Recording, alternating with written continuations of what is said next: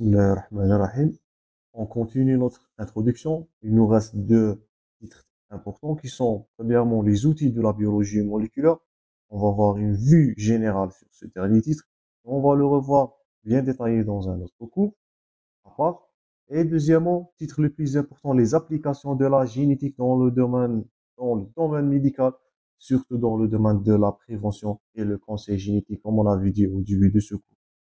Premièrement, pour les outils de la biologie moléculaire, une mise au point nous permettre d'accéder à la premièrement purification des fragments d'ADN. Donc ça, c'est le domaine des outils de la biologie moléculaire. Deuxièmement, l'identification des molécules des gènes et les régions exprimées du génome, donc voir les régions codantes et non codantes.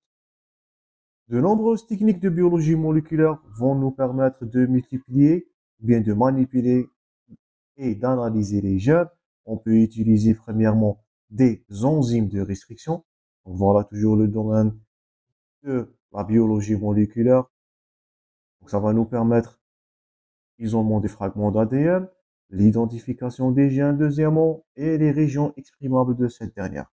Pour l'utilisation, donc voilà, le séquençage par fragmentation de l'ADN qui se fait en vitro grâce à des enzymes. Première technique. Donc, l'utilisation des enzymes de restriction, ça c'est premièrement. Deuxièmement, le clonage des gènes dans un plasmide. On va voir le plasmide et le rôle dans la résistance contre les antibiotiques chez les bactéries. Vous allez revoir cette notion-là dans la troisième année, toujours dans votre bactériologie. La production d'ADN par la PCR, la fameuse polymerase chain reaction, on répète le diagnostic de certitude.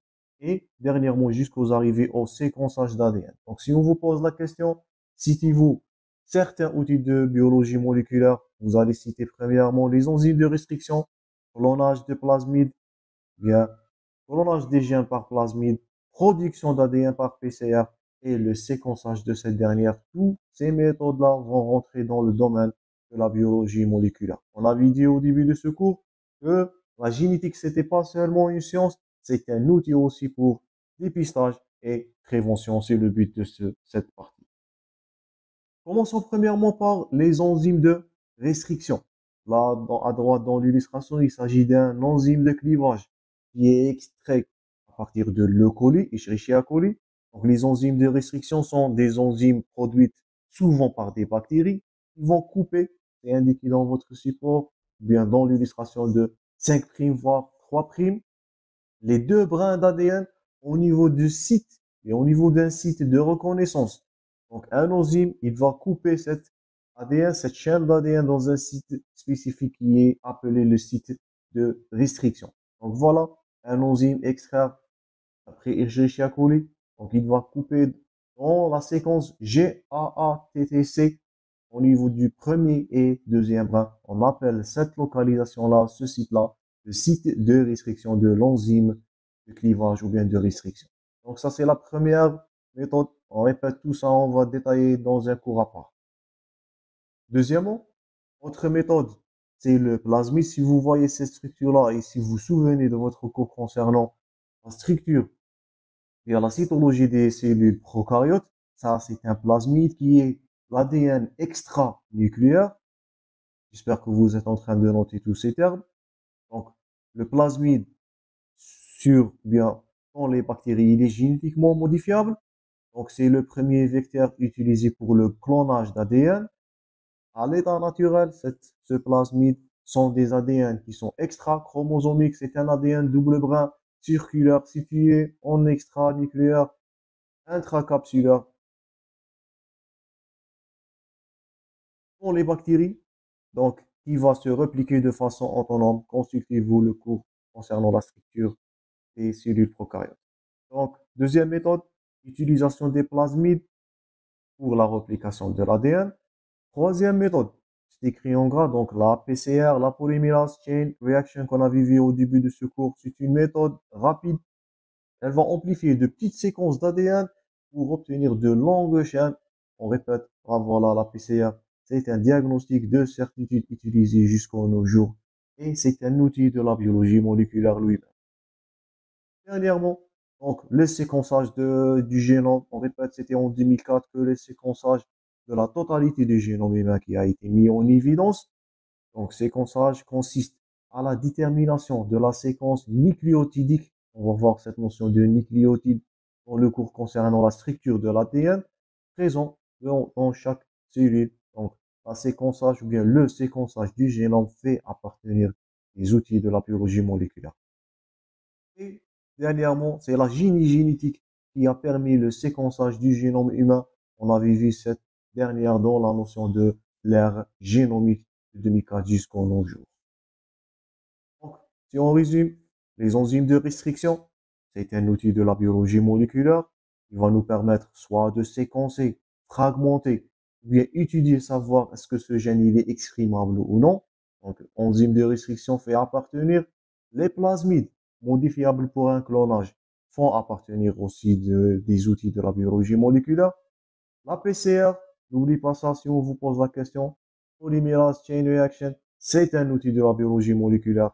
Et dernièrement, le séquençage du génome à l'aide de la génétique.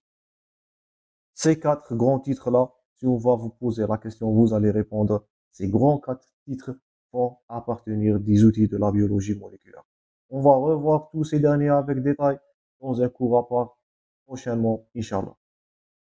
On continue. Donc, deuxième titre le plus important, c'est l'application de la génétique. Ah, vous voyez un séquençage de l'ADN. Ça, c'est la PCR, toujours. Et les outils de la séquençage. Et dernièrement, donc, les applications de la génétique dans le domaine médical. Donc, les applications de la génétique dans le domaine médical sont très diverses. D'abord, c'est notre intérêt après étudier ce cours. Le diagnostic, premièrement, des malformations. Ça, c'est premièrement. Certaines techniques d'assistance médicale à la procréation. Ça, vous avez vu l'année passée dans le module d'embryologie. Donc, la SCI pour la procréation médicale. Troisièmement, le conseil génétique pour la prévention des enfants qui ont risque d'avoir né avec une maladie génétique à haute probabilité de survenir. Donc, c'est le rôle du médecin de donner ce conseil génétique, de ne pas avoir bien déconseiller ce mariage, surtout si ce dernier il est consanguin. On va revoir ça dans le cours intitulé le conseil génétique. Dernièrement, le diagnostic, le suivi, ainsi le mode d'apparition de certains cancers. J'espère que vous vous souvenez de la notion de la mutation qu'on avait vue dans la partie précédente et l'utilisation de la thérapie génique. Ça, vous allez voir dans votre cours concernant le chapitre d'oncologie durant cette année. Donc, vous allez voir l'utilisation, bien l'utilité de la thérapie génique pour limiter, bien pour suivre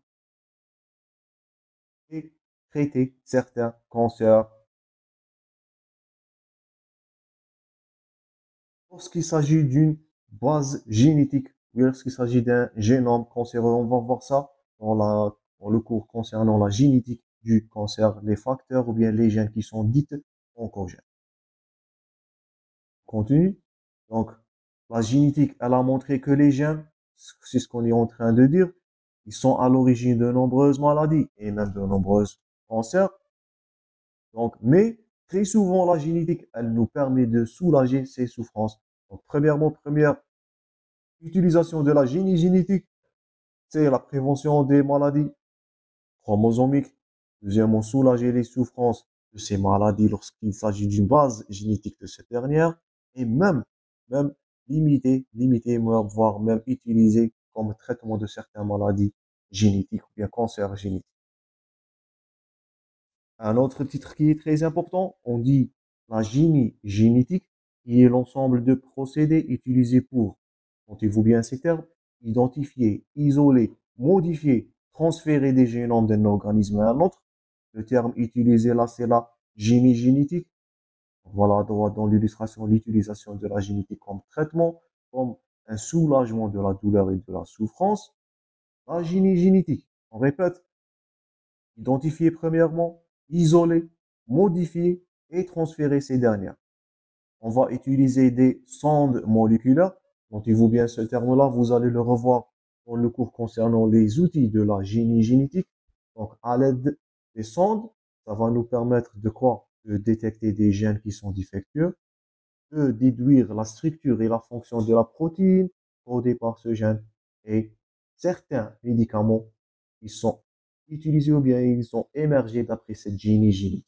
Donc, certains médicaments sont composés de protéines qui ont produit et qui sont produites par la génie génétique. En autre exemple, voilà, comme l'utilité, c'est l'invention de l'insuline premièrement, l'hormone de croissance. Donc, tout ça, ce sont des médicaments qui ont été vus, ou bien qui ont eu vu leur utilisation grâce à la génie génétique. Donc, voilà, l'insuline, un médicament fourni à l'aide de la génie génétique, l'hormone de croissance et la liste s'allonge. Donc, autre utilité, c'est la génie génétique. Encore, le diagnostic génétique. Donc, voilà, une enzyme, voire un hormone qui est défaillant, toujours dans la génie génétique. On va le supplémenter. On va fabriquer du médicament grâce à la génie génétique. Un titre très important. Donc, le diagnostic génétique, ce que vous voyez à droite là, c'est la procréation médicale. Ça, vous avez vu dans votre embryologie. Donc, le diagnostic génétique pour permettre, on va voir ça dans le conseil génétique, un couple d'éviter à transmettre une maladie génétique héréditaire à leurs enfants. L'exemple de cette application, c'est le diagnostic pré-implantatoire. Là, vous voyez une implantation intracellulaire dans la procréation médicale. Ça, c'est du diagnostic génétique et c'est votre rôle de faire ce conseil génétique. Dernièrement, dernier titre, la génétique, elle est utilisée comme une thérapie. Le terme là, ou bien le titre, c'est la thérapie génique. La génétique va nous permettre de guérir de nombreuses maladies génétiques. Elle consiste à insérer une copie normale du gène qui est défectueux. Donc voilà un gène qui est défectueux. On va insérer une copie qui est normale et ça va permettre de guérir certaines maladies. Les premiers essais thérapeutiques de la thérapie génique, elle a eu lieu dans l'année 1990 à 1995. Donc, un patient qui a eu une immunodéficience, il a été traité. Donc, voilà, une utilisation de la génétique dans le domaine médical. Il a été traité par des cellules qui ont génétiquement modifiables, bien qui sont génétiquement modifiées par une équipe italienne. En France, à l'hôpital de Necker, les patients qui ont souffrant de déficit immunitaire, donc là, c'est une plaque qui va vous dire que l'application peut être soit in vivo, soit in vitro, ou bien ex vivo. Voilà, l'insertion, voire la recherche du gène qui est défectueux et on va le remplacer. Là, ce sont les enfants du bulle, donc des enfants malheureusement qui sont nés par un déficit immunitaire, d'où leur nomenclature en bulle, donc ils ne peuvent pas tolérer l'air ambiant, donc ils sont vivre ou bien ils doivent passer leur vie totalement dans cette bulle jusqu'à l'adolescence, puis avoir l'âge adulte.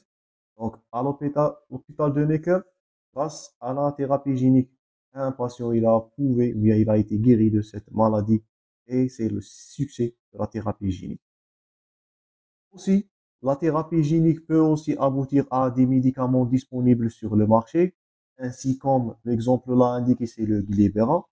Donc, le Glibera, il a été le premier médicament de thérapie génique autorisé en Europe. Il vise à traiter une inflammation du pancréas. Donc, il s'agit d'une forme génétique de la pancréatite, donc, qui est heureusement guérisable à l'aide de ce Glibera, qui a eu une naissance à partir de la thérapie génique. Aussi, d'autres maladies comme une déficience en lipoprotéines lipase, la maladie LPL, qui est une maladie rare d'unité de traitement. Dans cette maladie, l'excès de chylomicron entraîne une inflammation aiguë et récurrente du pancréas, appelée la pancréatite. Donc, vous avez un cours l'année prochaine sur les pancréatites dans votre sémiologie. C'est le Glibera qui